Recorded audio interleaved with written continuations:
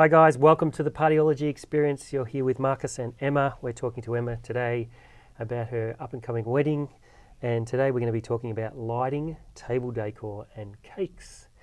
So let's start with table decor. I guess, Emma, you're having a cocktail wedding, so you're probably not going to have a lot to do with this area, but is this something you're considering for some of the tables you've got at your wedding? What are you thinking around this sort of area? So we'll be definitely doing florals on the bar tables. We will need to do something additional, so maybe with some tea light candles or something like that. That will be just for all the sort of cocktail style tables throughout the whole space. I still need to do decorations for the grazing table, cake table, and all the other sort of tables that will be in the space. Just haven't sort of selected what that will be yet. There will be definitely florals on most of them, but need to pick all the sort of more smaller things. Yeah, so you're thinking, have you got certain shapes or sizes in mind for these types of things, or something you've still got to think about and work out? No idea. No, okay, that's good. Good answer. Yeah. No idea. And is this something you'll be purchasing or hiring? Like, will you be hiring these? Most of those things I'll probably or? hire most of this sort of equipment. It's not something that I want to go out and buy. I don't need 20 of particular things, so I'll just hire everything. Yeah, and I guess some brides, find it cheaper or easier to buy the things they want, and they're happy to keep them. They resell them. A lot of people have been selling them on Facebook Marketplace or on Gumtree or stuff like that. So if you're quite savvy and creative like that and you're happy to sort of invest in those things, then I think go for it. Yeah. But I'll probably just hire it. But again, if you've got 50 tables, say, do you really want 50 centerpieces or something like that? No, and because I'm just doing cocktail stuff, so I don't really need to have, I don't have long tables or 25 round banquet tables to decorate, so yeah, I should be fine. Yeah, and have you chosen colour scheme or anything for these? Have you got anything in mind? Obviously, it's going to tie in with your tropical white theme. I think furniture will be white with wood, and then flowers will be all pops and colour. So I think anything that's like all the decorations will be what is like colourful and exciting, and then all the furniture will be quite white and timber and that sort of thing. Yeah, but your table decor obviously will tie in with these. Yes. There'll be certain colours. Yeah, everything will have to tie in together. Yes. Yep. And so do you think you will incorporate flowers into your table decor? Yeah, well, always. I think it's best to make it all flow throughout. Yeah. Yes. Yeah, fair enough. Yep. So yeah, as we say, I mean, having a cocktail style wedding, you probably don't have a lot of centerpieces and stuff like that. No. So it's not a big thing to think about. It's not going to probably be a big expense for you. No, it's more room decorations. It's more installations. If we're going to do them above the grazing table, or we're going to do something above the dance floor. All those sort of more room decorations will be more where my cost sits than just the stuff that will be on the tables where people will just be mingling and walking around. Yeah. So what about lighting? Have you thought much about lighting?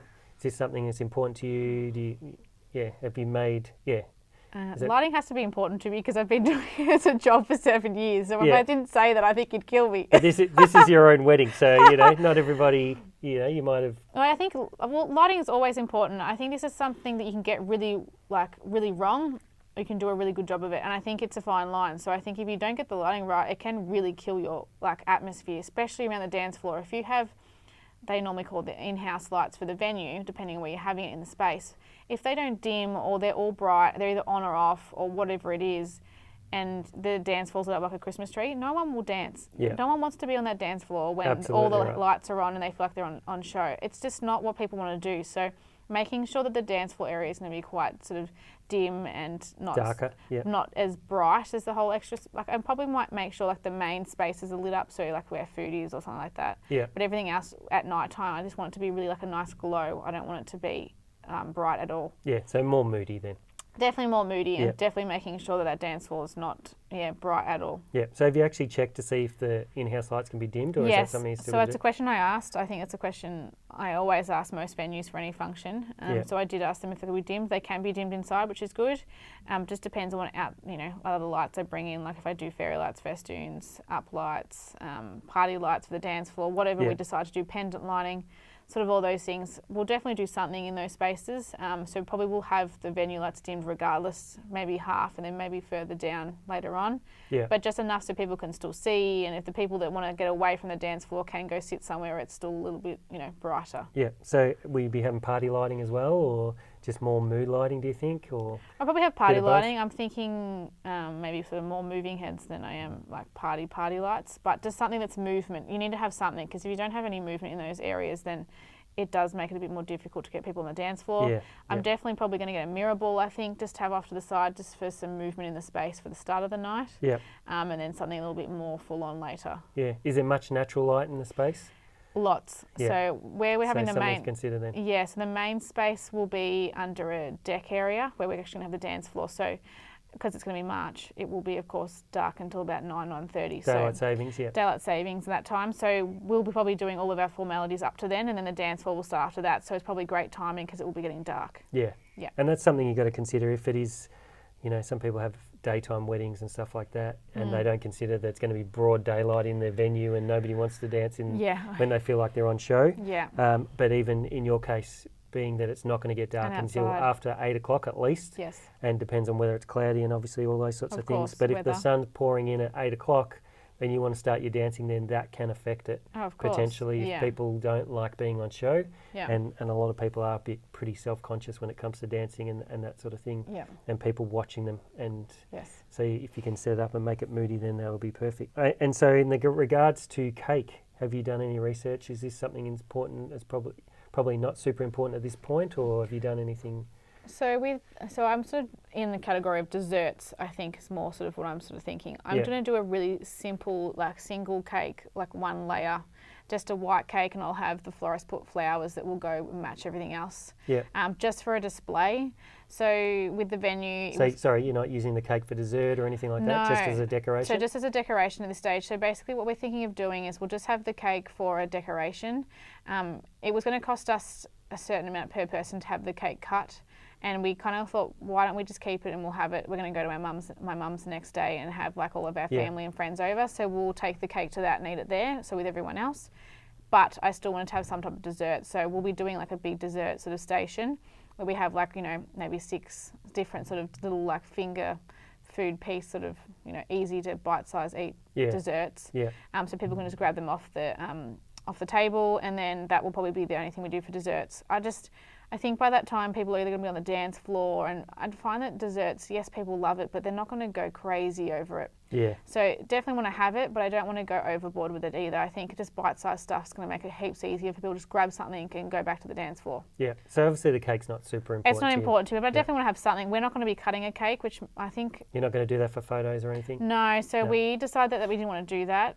I think people are starting to not do it as much. I actually didn't know what the tradition was behind it, but it's basically cutting the cake means that, I don't know, you're now married and the husband's now going to take over and look after you, which in my household it's a 50-50, so I didn't really think, you know, now like it's not, that's like the man's not taking over, like I think it's... A lot of people just do it as a traditional thing. They do. A lot of people don't even know if it has a meaning or not. I had no idea. We actually looked up on Google to work out what it was, and we had already decided against it anyway, because I didn't think, I don't want to take a photo of cutting a cake that... And it really everyone cheers cutting a cake. I'm like, well, what are you going to do after that? It's a bit awkward. It really isn't. It's nice to have a photo of maybe cutting the cake, but it's not going. If you don't really have it, it's not going to to matter. Me. No. It really isn't. So we'll just do and I love desserts. Like I love anything to do with sugar. So I think I really wanted to have a full range of people that wanted, you know, slices, or if they wanted cupcakes, and like, you know, we'll have lollies and all those different things, so people can have whatever they want. They don't have to just have cake and that's it. Yeah, and I think you've really got to think about your desserts and what you want to happen around this, because some people spend, you know, thousands of dollars on a cake, and they plan on using it for dessert, and for whatever reason the venue cuts it all up, but nobody even really eats it, and it's just wasted. Yeah. You know, so to have something smaller and maybe more of a variety maybe is probably a better way to go. Yeah, and I love people when they go all out with their cakes. Like, I just love looking at them. They're so beautiful to look at. But yeah, so when it comes down to things like that, I think if you were having a sit-down dinner and cake was going to be your dessert and people were going to be served by their seated, maybe that would be a whole lot easier, and I think that people will more likely eat that. Yeah. But at a cocktail, they're going to be handing around plates and stuff while they're already standing up to then eat their cake. I just think people are going to be like, half of it will just be put down on on a table or a coffee table or whatever, and then just be left. That's right. And again, it comes down to your budget. What's important to you? Yeah. You know, if you're saying you know, on a tight budget, you know, is it worth spending $1,000 on a cake when you could put, you know, $100, $200 on a cake and then just put the rest of it on entertainment or lighting or something anything. that has more value to creating that fun atmosphere. So again, it's prioritising the most important things, and as you say, a lot of people aren't even doing cutting of the cake anymore. No. They might still have a cake there, but it's got less meaning than it used to. Yeah, I think if you were cutting the cake for that photo, then yes, I think you should invest in getting something decent. Yeah. Or something you like. But yeah, if you're not going to cut the cake, then you don't really need to have something over the top. So have you found a cake person yet, or? So I'm hopefully going to have my grazing table company do the whole lot. So they'll do grazing table, the cake, as well as all the desserts. So they'll have one person come in and do the whole lot. I think that's just easier. They would bring the cake in, and I'd probably get someone. I'm hopefully going to have like some type of wedding planner there on the night to run everything, as well as my venue planner. Yeah. Just so that they can then pull all that stuff out later on in the night, so people aren't eating that from as soon as they walk in. Yeah, fair enough. Okay, so have you booked your cake in yet or not? No, not yet, but I'm not too stressed about it. I'm not getting something that's crazy over the top, so I can get a single layered cake anywhere, really. So I'm not too stressed about that. Yeah, fair enough. Yeah. Okay, well, thanks, Emma. We've talked all things today, lighting, table decor and cakes. Some of these are more important to people than others, but yeah, it sounds like you're getting on the way there to organising those sorts of things. Slowly. So thanks for the chat today. Thanks for listening, and stay tuned. We'll have a lot more coming up, all things to do with Emma's wedding. Thank you.